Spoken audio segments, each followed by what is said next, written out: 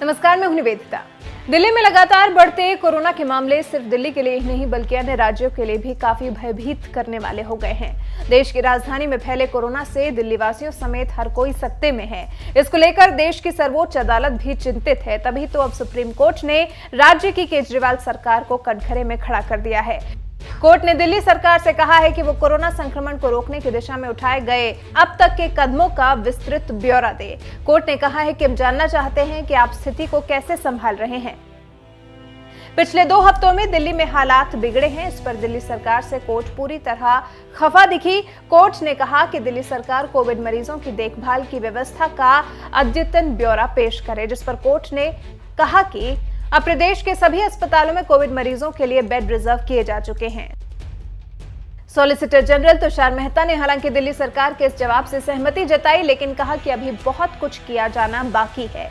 दिल्ली सरकार ने कोर्ट को बताया कि केंद्रीय गृह मंत्री अमित शाह ने 13 नवंबर को दिल्ली के मुख्यमंत्री और अधिकारियों के साथ मीटिंग कर कुछ निर्देश दिए थे।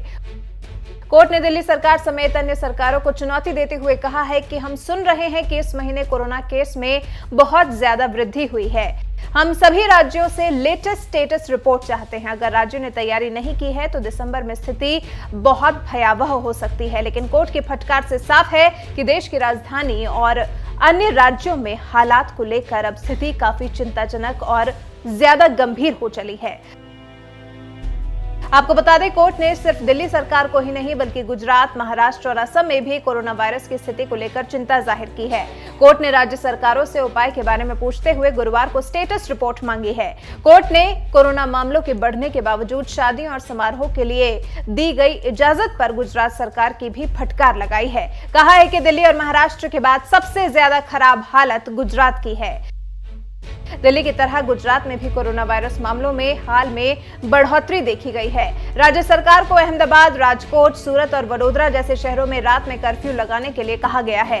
गुजरात की विजय रूपाणी सरकार ने अब तक सभी स्कूलों और कॉलेजों को फिर से खोलने का फैसला नहीं किया है। अब मामले की अगली सुनवाई आगे आने वाले शुक्रवार को होगी। उससे पहले गुरुवार को सभी गंभीर राज्यों को कोरोना को लेकर की जा रही तैयारियों की डिटेल के साथ रिपोर्ट कोर्ट में सौंपनी होगी।